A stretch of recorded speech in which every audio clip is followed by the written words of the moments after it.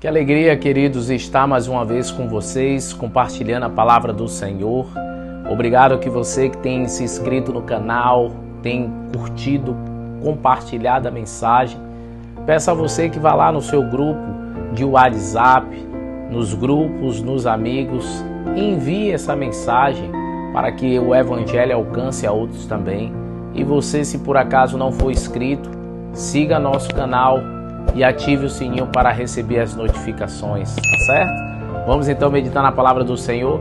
Olha, eu tenho dito que há um texto que eu amo bastante, citei ele algumas vezes, mas a gente ainda não fez uma reflexão sobre ele. Então hoje eu te convido a estudar Gálatas 2:20. Vamos lá conferir? Diz o seguinte: logo já não sou eu quem vive, mas Cristo vive em mim. E esse viver que agora tenho na carne, vivo pela fé no Filho de Deus, que me amou e a si mesmo se entregou por mim. A gente tem um costume de falar só um pedaço do texto, né? Já não sou eu quem vive, mas Cristo vive em mim. Então, assim, é um resumo de um texto que ele é completo, ele é magnífico, porque Paulo ele estava ali repreendendo a Pedro.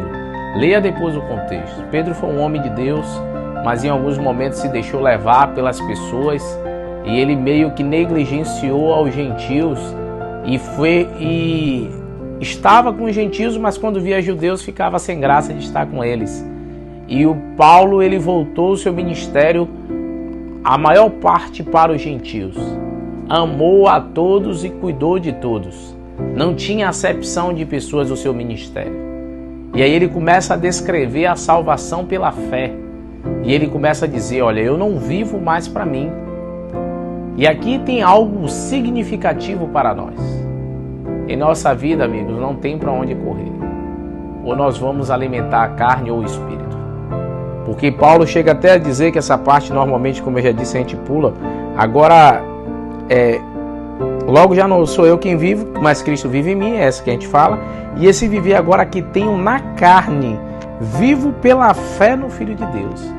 A gente vive na carne, mas vive pela fé no Filho de Deus. Então, queridos, nós temos essas duas naturezas que se degladiam diariamente. A natureza carnal e a natureza espiritual. E nós precisamos alimentar o espírito e pela fé se apegar às promessas de Deus e entender que a salvação está garantida àqueles que rejeitam o próprio eu, mas vivem para fazer a vontade de Deus. Quando eu me alimento, não é para fazer a minha vontade, mas a de Deus. Quando eu falo, não é para falar aquilo que me agrada, mas que agrada a Deus. Quando eu me divirto, quando eu estou com minha esposa, quando eu namoro, quando eu estou com meus filhos, tudo tem que ser para a honra e glória de Deus. Aquilo que eu faço é porque eu acredito que Cristo faria. Aquilo que eu falo é porque eu acredito que Cristo falaria. Difícil, né? Ser um representante de Cristo à altura do que Ele foi nesta terra. Mas se tudo que você fizer tiver amor envolvido, aí fica fácil. É uma luta constante, porque o egoísmo, a vontade própria, o eu, vai tentar te dominar. Mas busque fazer as coisas pensando como Jesus faria e pensando no alto. Pedro foi um perseguidor, Paulo, falando melhor, foi um perseguidor. Mas quando ele teve um encontro verdadeiro com Cristo, ele passou de perseguidor a perseguido. Até mesmo entre os próprios cristãos, inicialmente ele foi rejeitado e alguns continuaram a rejeitar pelo que ele era. Um evangelho com preconceito, um evangelho sem amor. Queridos, isso não agrada a Deus. Deus ele quer que a gente olhe para todos com amor. Que a gente veja em todas as pessoas alguém que Cristo morreu por ela e que a gente fale isso para ela, que ela é especial, que ela é alguém maravilhosa para Deus. Deus quer restaurar aquilo que está quebrado na sua vida. Por mais que você tenha sido uma pessoa ruim ou é uma pessoa ruim, por mais que você ande por caminhos tortuosos, Deus pode mudar a sua história. Assim como Ele mudou a história de Paulo, assim como Ele mudou a minha história, Ele quer mudar a sua história. Mas para isso você vai ter que renunciar ao eu. Para isso você vai ter que abdicar das suas vontades. dos seus sonhos, para que os sonhos de Deus se tornem maior em sua vida. Ah, eu não vou mais viver? Sim, vai viver para agradar a quem? Ao Senhor. Não é fácil, é uma luta constante diária. Eu vivo isso, todo crente vive. Mas essa batalha se torna mais fácil quando a gente se coloca nas mãos de Deus. Por isso que a cada dia, por isso que neste dia, se entregue nas mãos do Senhor. Diga a Ele: Senhor, faz de mim um instrumento em Tuas mãos. Leva-me, Senhor, para onde Tu queres. Usa-me, Senhor, para que meus lábios sejam seus. Ó, queridos, como Tua vida vai ser diferente a minha, quando simplesmente formos instrumentos nas mãos do Senhor. Você quer dizer isso a Deus neste dia? Ó, Senhor, usa-me para o Teu serviço. Cumpra a Tua vontade em minha vida. Ajude-me a deixar as minhas vontades para fazer a Tua.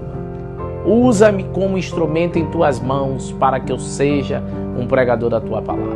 Quer dizer isso ao Senhor neste dia? Feche então os seus olhos e vamos orar ao nosso Deus. Querido Deus, ó Pai, não tem sido fácil, Senhor, viver neste mundo, abdicado eu, mas por favor, Senhor, ajude-nos a termos a coragem de falar e viver como Paulo. Vivo não mais eu, mas Cristo vive em mim. Ó Senhor, queremos que Cristo habite em nossa vida. Falamos ontem na meditação como o nosso corpo precisa ser morada do Espírito Santo e a gente precisa desse Espírito, Senhor. Porque sem o Espírito Santo não entenderemos a Tua vontade. Então, Pai, derrama sobre nós o Teu Santo Espírito para que sejamos instrumentos em Tuas mãos, para que possamos falar de maneira poderosa do Teu Evangelho, o Evangelho que cura e salva e transforma vidas.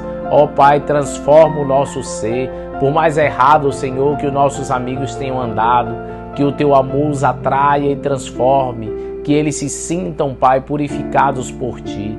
Dar-nos um dia em Tua presença no nome de Cristo Jesus. Amém, Senhor. Que Deus te abençoe e te dê um dia maravilhoso, meu amigo. Um abraço.